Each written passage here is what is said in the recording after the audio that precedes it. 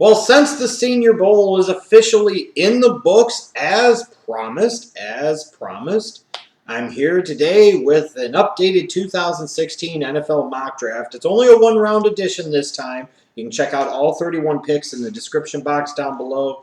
After Super Bowl 50, I will be doing an expanded, updated mock draft, and that will probably be a four-round edition.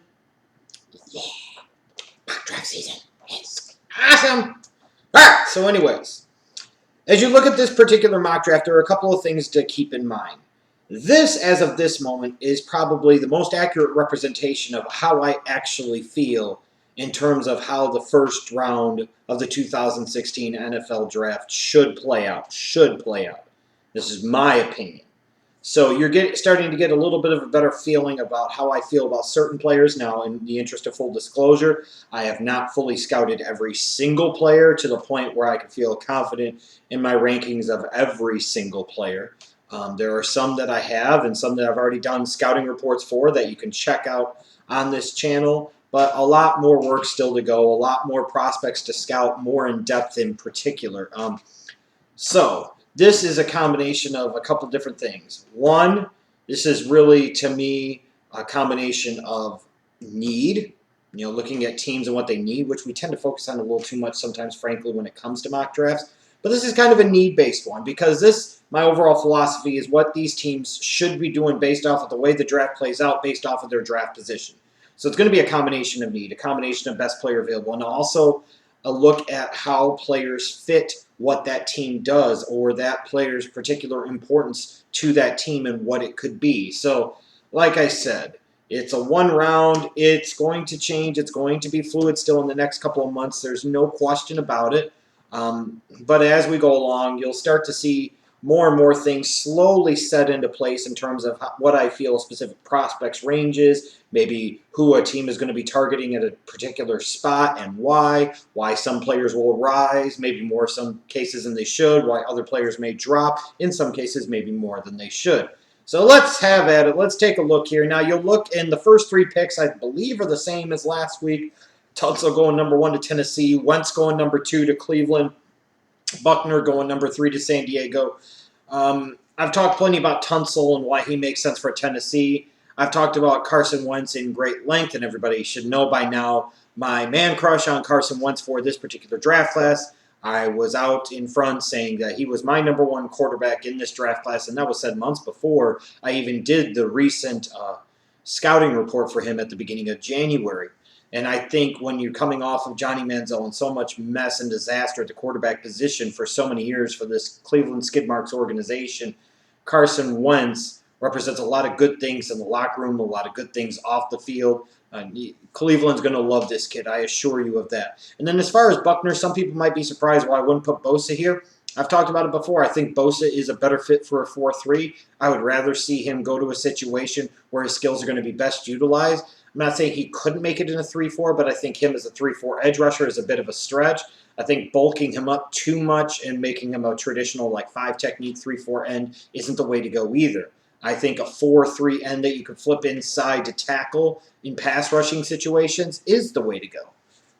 So as a result, with the Chargers running the 3-4, I think Buckner, not only do I think Buckner is a little bit better overall as a prospect, but I think he's just a better natural fit for what the Chargers want to do on defense. Sometimes it's not just about the overall talent of the player. It is about that scheme fit. And I think Buckner, in my opinion, is a better scheme fit for them than Joey Bosa. Now we get to number 4 with Dallas, and I'll be honest, over the next couple of months, I will vacillate back and forth a lot between Jared Goff going here and a defensive player going here. That's probably going to be the name of the game because there's a lot of different directions the Cowboys could go at number 4. Obviously, I would applaud them for taking Jared Goff here. But in this particular case, Myles Jack makes a ton of sense for them as well. So I wouldn't knock him if they took him. Jacksonville, I think, is in a good position here at number 5 because they need an impact defensive player. And where they're sitting between picks 4 to 6, they can get an impact defensive player.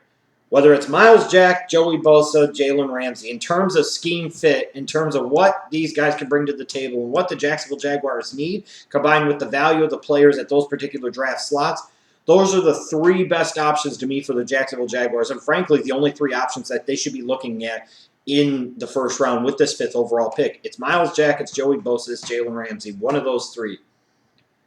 And it would be hard to sit there and knock them for taking any of those 3. Because to me, I look at Myles Jack, he could be the Bobby Wagner in the interior of that linebacking core. I look at Jalen Ramsey, and God knows that Jacksonville Jaguars need help at corner or safety. Either way, he's a huge upgrade. In particular, Jalen Ramsey is a huge upgrade for them at safety. But in this case, I went with Joey Bosa in part because Myles Jack is already off the board. But I look at Bosa. Yes, they took Dante Fowler last year, and you would assume he'll come back from the ACL injury, and he'll be starting at some point in time in 2016 at one of the defensive end positions. But is there something in the rule book that says it's illegal to have back-to-back years where you take a defensive end?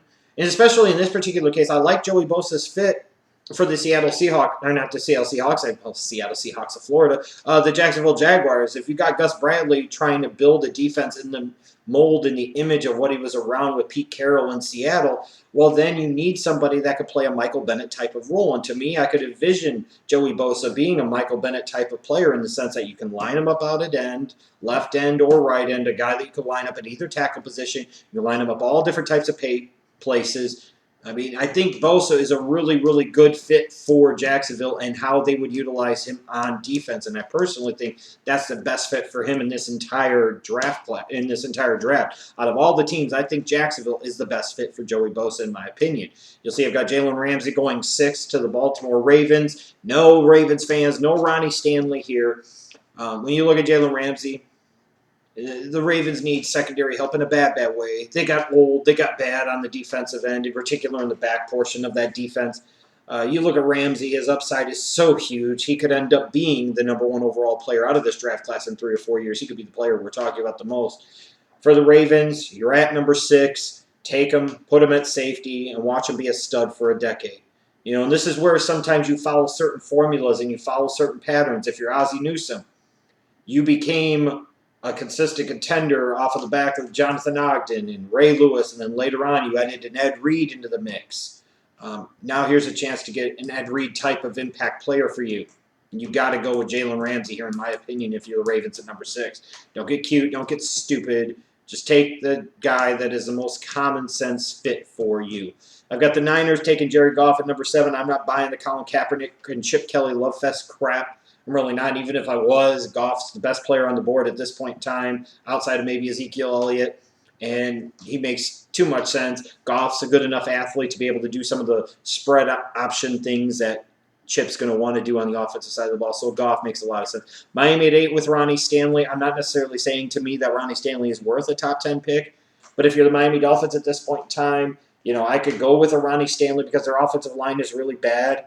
Also, I could go with an argument for a Jaylon Smith here. Maybe a Reggie Ragland, a little bit less so. I don't personally think there's a corner worth a top 10 pick in this draft. So to me, at this point in time, you've brought in an offensive-minded head coach. That's where you need to go. You need to go on the offensive line, and you need to get Ronnie Stanley because you need a guy that can profile into a long-term left tackle at the NFL level, which Stanley can be. And you need to improve that protection for Ryan Tannehill.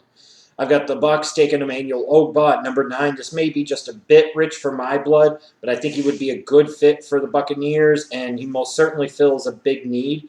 Number 10, the Giants have been pretty consistent on Ezekiel Elliott. I've talked about that before. I won't go over it again, and I don't see where this shouldn't happen unless he gets taken before number 10. If Ezekiel Elliott is on the board at number 10 and the Giants don't take him, then in my opinion, they're stupid. The Bears, number 11, still end up with Jaylon Smith. The possibility of redshirting him. Maybe he is able to play right away in 2016. Either way, no matter what, this has got to be considered a steal here, and he addresses a huge need for this team. Their number 1 need on the defensive side of the ball was inside linebacker, although I wouldn't be surprised if they favored Reggie Ragland a little bit more. In terms of number 12 with New Orleans, Sheldon Rankins, they need a penetrating defensive tackle. I think he would make sense for them, even though I don't know that I'm going to, when I fully evaluate him, going to rate him this high. I think people are a little too in love with it. And I'll put it to you this way, and those of you that remember following me back in 2014, I'll be the judge of who we compare to Aaron Donald or not. I think to me, Aaron Donald is going to be one of those guys that every few years you'll have that big-time player that comes through, and then every player at that position afterwards that exhibits any similar trait whatsoever is automatically compared to him. We had that, I think, with Ndamukong Suh years back. It was Warren Sapp. Now it's Aaron Donald. And Aaron Donald's going to be that prototype of what people want out of a 4-3 defensive tackle. Rankins has some similarities, but I emphasize some, and people undersell just how good of a prospect Aaron Donald was. I mean, they really, really do, because people didn't know what the hell they were talking about heading into that 2014 draft. It's Jadeveon Clowney, and Khalil Mack and Aaron Donald are far superior players, so eat shit. The Eagles taking Decker at 13 makes a lot of sense here, because even if you keep Jason Peters, how much longer is he going to be in the fold? Is he going to be healthy? Maybe you could play Taylor Decker right away. On the inside at left guard, you got a big bruising Mauler in the middle of the line, which addresses a huge need. Or maybe you finally decide you're going to move on from Jason Peters and his big cap number. You've just re-signed Lane Johnson, which makes me think you might do that. You might want to flip him over to the left side and bring Taylor Decker in to play right tackle, or you might think Taylor Decker needs to play left tackle and you keep Lane Johnson over at right tackle. Either way, it's hard to know where the Eagles are going to go at this point in time, but again, an offensive-minded head coach, that offensive line needs work. I think Taylor Decker is a good natural fit, as is Reggie Ragland for the Raiders at number 14. They just need talent on that defensive side of the ball. You got Khalil Mack in 2014, a good quality, safe pick, stud. Amari Cooper, good quality, safe pick for them in 2015, could end up being a stud. Now you follow that similar formula, which for me, if I'm Reggie McKenzie, I'm not trying to rock the boat. Reggie Ragland kind of fits that mold again of that guy that is going to have a really, really high floor and a pretty decent ceiling, and would be very unlikely, in my opinion, to be a bust in this year's draft class. So, and again, addressing a huge hole, which is the middle of that defense and the linebacking core. I know corner is a bigger need, but I think Reggie Ragland is a better player than any of the corners in this draft. So you got to go with the superior talent here. And this is an example of best player available at a position of need that fits the profile of what the Raiders should be pursuing. 15, I've got the Rams taking Paxton, Lynch here. Now, granted, they could go a guy like a Corey Coleman or Laquon Treadwell, and that makes a lot of sense. Now, here they could actually go corner with both Jenkins and Johnson free agents. But, at the end of the day, until the Rams get a quarterback, they have nothing. So at this point in time, even if this is technically a little rich for Paxton Lynch, it's not that rich. You got to gamble on the quarterback. You got to gamble on the size, the arm strength, the potential. If you're the Rams, especially going to LA, you've got to be able to gamble here on a quarterback, and you're in a position where you could get one. You got to get one, and you got to hope you make it work and you figure it out. Then Detroit at 16. I still think defensive tackle is in play, even with it seems like announcement of the retirement of Calvin Johnson. But in this particular moment, some people will definitely make an argument that Laquon Treadwell would be the best player on the board at this point in time. So he now would address a huge need, a gaping void for the Lions offense. But he also represents pretty good value here. And frankly, even if a Calvin Johnson was still coming back for another year or two, I would make a big argument for this type of draft selection because, again, this is about long-term and down the road. You want a guy that could potentially play at a decent to high level for the next 10 years. So Treadwell will still make sense, even if Calvin Johnson were to come back or was coming back, because then you could just play Golden Tate more out of the slot, which is probably a more natural, better fit for him anyways. So that's a look at the first half. I don't want to go through all 32 picks. If you have any questions about picks 17 through 31, it was only 31 picks. I'm sorry. Forget about Deflategate and the Patriots losing the first-round pick. If you have any questions about picks 17 through 31, you can feel free to chime in the comments section below, and I'll try to sit there and get to as many of them as I can. Again, this is not a situation where I'm sitting there and saying this is what's going to happen. This is just my initial impression, what should happen based off of what I've seen, how teams are stacked up, how teams are set up, the schemes that they run, the fits for the prospects with these prospective teams, different scenarios and how they play out. That's just how I feel at this particular point in time. But again, still almost 3 months to the 2016 NFL Draft. I assure you, a lot is still going to change from here.